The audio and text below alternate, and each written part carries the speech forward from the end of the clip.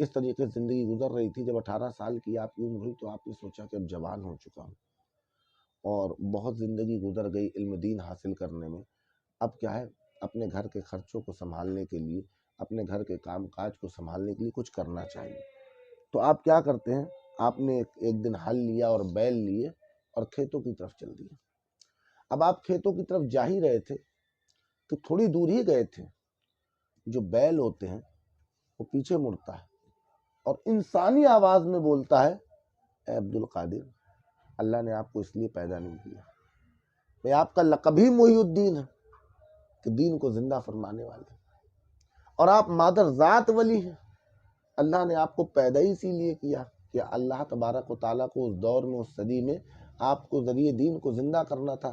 تو آپ کہاں یہ مال و دولت اور دنیا کی چیزوں میں، مشقتوں میں مشغول ہوتے. تو وہ بیل بولا. جب بیل یہ بولا تو غوث پاک ایک دم سے مطلب سن رہ گئے کہ یہ کیا، ایک جانور کیسے انسانی بولی کو بول رہا ہے. تو غوث پاک فرماتے ہیں کہ میں اسی وقت اپنے مکان کی طرف واپس لوٹا اور مکان کی چھت پہ چڑھ گیا. اور جب وہاں چڑھا تو اللہ نے میری آنکھوں کے سامنے کے پردے ہٹا دیے. میں دیکھتا ہوں کہ عرفات کا دن ہے، وہ دن 9 ذی الحجہ عرفات کا دن تھا.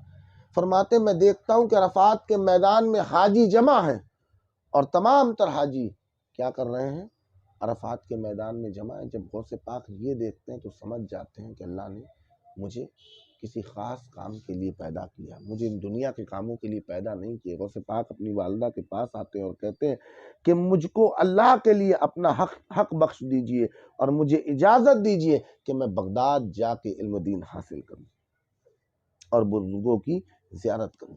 آپ یہ دیکھیے، آپ نے فرمایا کہ بغداد جا کے، کیونکہ وہ جو دور تھا سرکار غوث پاک کی جوانی کا، اس وقت بغداد، نیسا پور اور سمرقند، بخارا، یہ 4 جو شہر تھے، یہ مطلب اپنی تعلیم کے لیے بہت زیادہ عروج پہ تھے. سب سے زیادہ اعلیٰ تعلیم انہی شہروں میں ملا کرتی تھی. بڑے بڑے اساتذہ، بڑے بڑے علماء انہی شہروں میں بسے ہوئے تھے. تو پوری دنیا کے لوگ اگر علم دین میں مہارت حاصل کرنا چاہتے تھے وہ کہاں جاتے تھے؟ وہ بغداد، سمرقند، بخارا، نیشا پور. تو غوث پاک اپنی ماں سے کیا کہتے ہیں، ماں جو حق ہے آپ کا اسے آپ بخش دیجئے اور مجھے اجازت دیجئے کہ میں بغداد میں جا کے کیا کروں، علم دین حاصل کروں. آج کل کی مائیں ہوتی، والد نہ ہوتے اور جوان بیٹا 18 سال کا یہ کہتا کہ میں جانا چاہتا ہوں سب کچھ چھوڑ چھاڑ کے، تو آج کل کی ماں تو کبھی جانے ہی نہ دیتی، کہتی میں اپنی جان دے دوں گی اگر تو گھر سے نکل گیا. آج کل کی مائیں اگر ہوتی. لیکن آپ کی ماں بھی غوث پاک کی جو والدہ تھی فاطمہ امۃ الجبار رضی اللہ تعالیٰ عنہ، آپ بھی ایک ولیہ تھی. تو ان کا جواب سنیے جو آج کی ماؤں کے لیے درس عبرت ہے. جو بیٹا ذرا سا دین کی راہ پہ چلا، تھوڑا نماز پڑھنے لگا، داڑھی کیا رکھ لیا یا دین کی باتیں کرنے لگا، تو ان کو سب سے پہلے ارے ابھی سے مولانا بن جاؤ گے کیا؟ نہیں، اپنے دین کو حاصل کرنا، اس پہ عمل کرنا، لوگوں تک اچھی باتوں کو پہنچانا، تو یہ تو ماشاءاللہ یہ بہتری اور کامیابی کا سبب ہے. لیکن ناعلمی کے باعث آج کل کی مائیں کیا کرتی ہیں، اپنے بچوں کو اس راہ سے روکنے کی بھی کوشش کرنے لگتی ہیں، الا ماشاءاللہ. تو وہ ہیں غوث پاک کی ماں کہ وہ پتہ ہے کیا کرتی ہیں، پہلے تو رونے لگتی ہیں اور پھر 80 دینار لاتی ہیں جو آپ کے پاس تھے. 40 آپ کے بھائی کے لیے رکھ لیتی ہیں کیونکہ اس وقت آپ کے جو چھوٹے بھائی تھے وہ حیات تھے، ان کا انتقال نہیں ہوا تھا.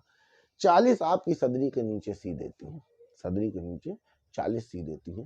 اور جانتے ہیں آپ کا تاریخی جواب، آپ اپنے بیٹے سے فرماتی ہیں کہ جاؤ اے بیٹا عبد القادر، اب تم جاؤ اللہ عز و جل کے لیے، میں تم سے الگ ہوتی ہوں.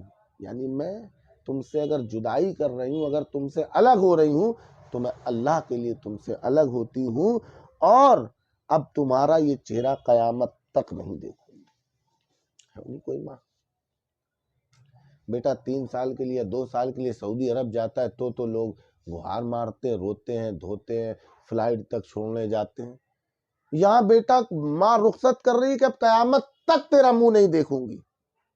ہوگی ایسی کوئی ماں؟ میرے غوث پاک کی ماں تھی، اس لیے ان کا لال بھی قیامت تک کے لیے غوث پاک کے نام سے جانا جاتا ہے. اس لیے ان کے لال کو بھی اللہ نے ولیوں کا امام بنایا.